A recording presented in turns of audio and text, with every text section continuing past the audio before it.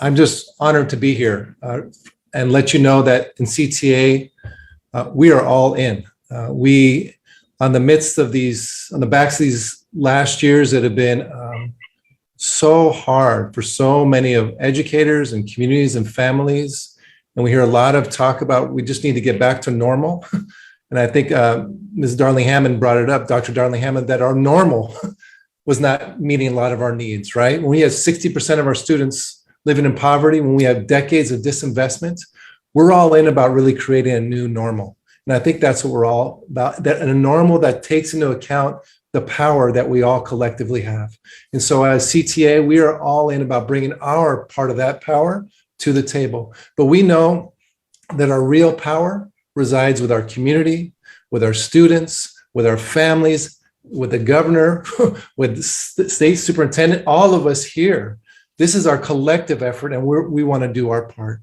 And so we, from San Diego to Los Angeles, Bay Areas, rural, urban, suburban, as Toby talked about, our educators are in support of community schools because we know that what the challenge that they face inside the classroom are magnified and only can be solved by a deeper investment in all the issues that also go outside the classroom. Academic learning does not exist separately from social emotional learning.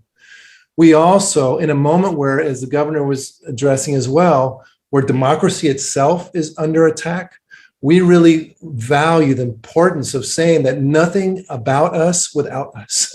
That when we talk about community schools, we are in essence developing democratic processes, school by school, community by community, where the voices of our parents, students, educators, and administration are all in the table talking about what our needs are, really putting out their needs, but not just our needs, but also really looking deeply at our community for our assets. Because we know if we are to survive this and move forward, it's also going to be really developing and figuring out how to engage the power that already exists in our community.